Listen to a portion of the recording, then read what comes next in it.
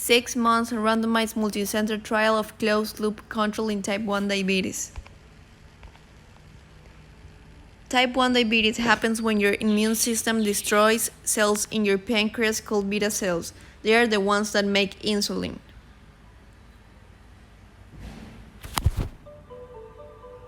About 10% of people with diabetes have type 1.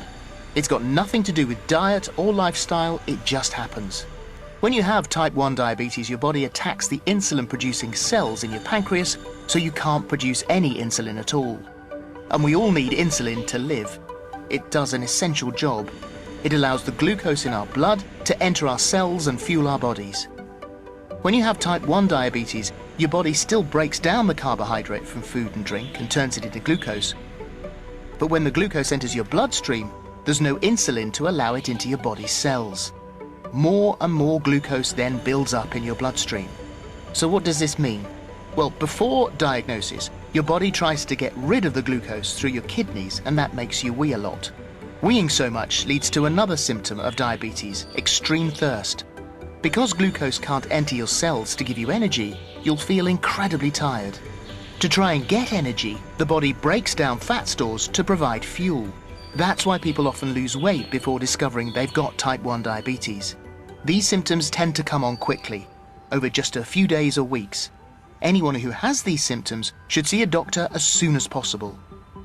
If you've got type 1 diabetes, you get insulin into your body by injecting it or using a pump which delivers a constant supply into you. You'll also need to check that your blood glucose levels are not too low or too high by using a blood glucose testing device several times a day. When you start taking insulin, you'll begin to feel better, and your blood glucose levels will go down. This is important because over a long period of time, high glucose levels in your blood can seriously damage your heart, your eyes, your feet, and your kidneys. These are known as the complications of diabetes. But with the right treatment and care, the long-term effects of diabetes and high glucose levels can be managed. You can find out how we can help you manage your diabetes on our website. We're still not sure why some people get type 1 diabetes and others don't, or why the immune system of someone with type 1 attacks the cells that produce insulin. But our researchers are learning more and more about type 1 diabetes, so we can develop new treatments and one day find a cure.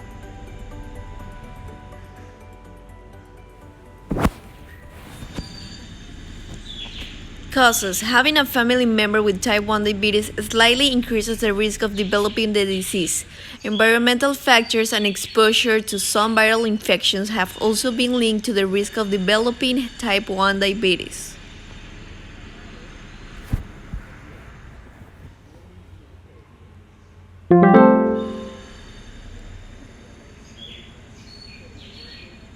Type 1 diabetes is a condition in which the pancreas produces little or no insulin.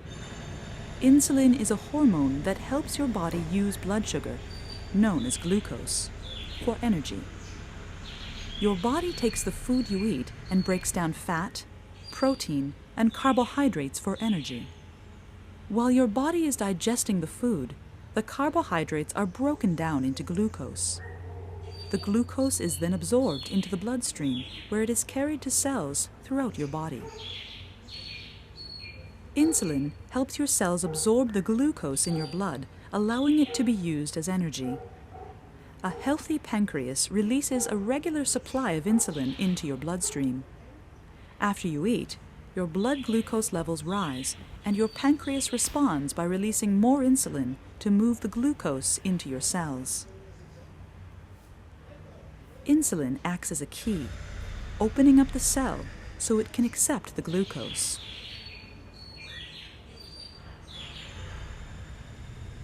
In a person with type 1 diabetes, the pancreas produces little or no insulin. Without insulin, blood glucose levels rise. Without insulin, glucose cannot enter the cells and be used for energy. As a result, it remains in the bloodstream. As a person with type 1 diabetes, it is important to monitor and maintain healthy blood glucose levels. High blood glucose levels over a long period of time can lead to health complications. If your blood glucose level drops too low, even for a short amount of time. You may feel dizzy or too hot or cold. If your blood glucose level drops extremely low, you may lose consciousness. By taking insulin as prescribed by your doctor and maintaining a healthy diet, you can keep your blood glucose levels within a healthy range.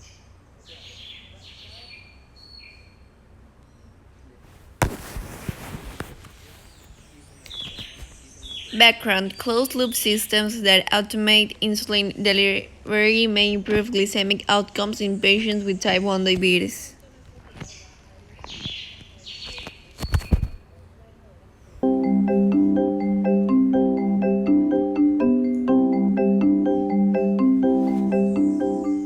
Automated insulin delivery, or closed-loop insulin therapy, relies upon continuous glucose monitoring with sensor. Data are sent to a handset computing insulin dosages. Command is sent to insulin pump every 5 minutes. All data can be remotely monitored. The DBLG1 algorithm is based upon machine learning within a physiological framework, inspired from model predictive control systems. It also features an expert system and self-learning algorithms, and a safety module aiming at preventing hypoglycemic events. Its main originality is that it can be customized upon patients' metabolic characteristics, with various settings such as target glucose level, hypoglycemic threshold, reactivity, meal ratios. The main objective of the WP7 trial was to assess whether the Diabeloop DBLG1 closed-loop system could improve glucose control compared to a state-of-the-art treatment consisting of sensor-assisted pump therapy.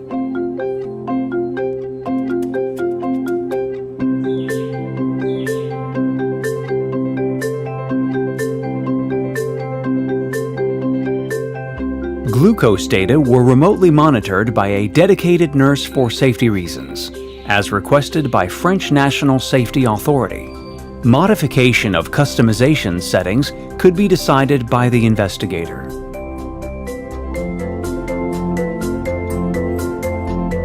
Here are the distribution of sensor glucose levels throughout the 12-week period, in each of the 2 sequences.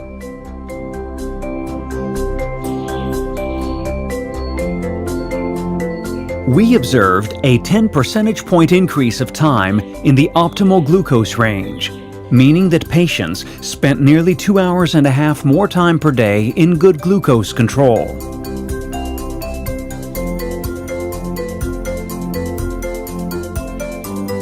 This reduction in time in the low glucose range means that the patients experienced more than 30 minutes less per day in the hypoglycemic range. We did not observe any adverse metabolic event that could be linked with a non-appropriate behavior of the algorithm.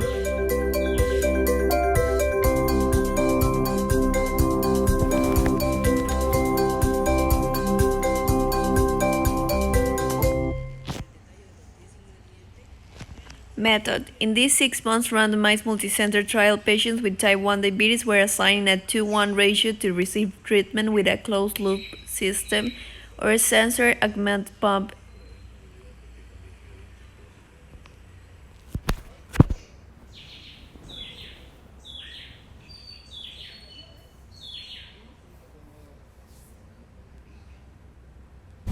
Diabetes is not an easy disease, and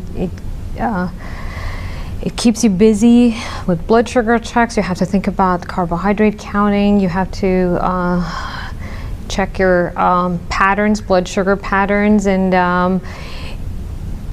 the whole idea about the system is we're trying to give people a break and let the system do some of the work, so they don't have to think about diabetes as much, and they can enjoy their lives. So for people with diabetes, I think this is going to be an amazing opportunity to utilize technology to take away some of the burden of diabetes management.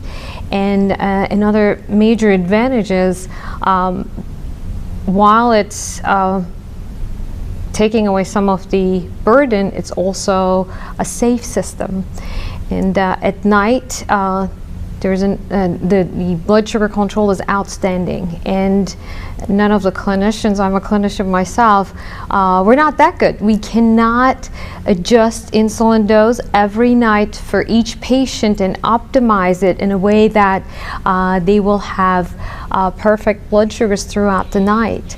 And a lot of people worry about low blood sugars in the middle of the night, but if you have a system adjusting insulin and checking patterns, glucose patterns every 5 minutes, that's amazing. That's how you can achieve almost perfect control overnight, and you don't have to worry about it. You can sleep through the night. I'm a pediatric endocrinologist, so for my patient group, their parents can sleep at night.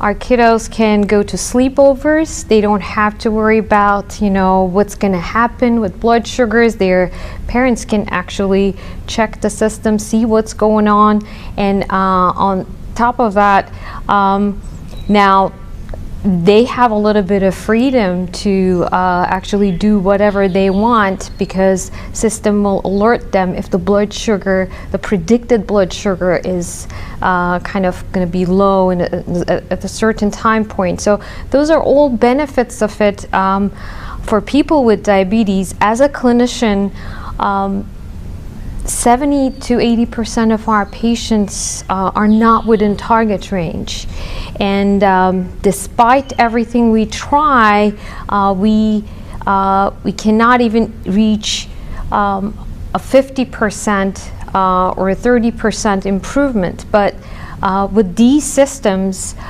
there's a great opportunity, and if you have 70-80% of your patients in poor glycemic control, that translates into future complications. So while we're trying to discover the cure for diabetes, we can't afford to wait for a cure. In the meantime, we have to keep our patients happy, healthy, and from a clinician perspective, I think artificial pancreas hybrid closed-loop system can achieve better glycemic control, and also reduce complications of future diabetes if we can keep improving blood sugar control, and our patients will be healthy until we discover the cure for diabetes. So we're hoping that those are going to be like some outcomes of hybrid closed-loop once it's implemented widely in the clinical field.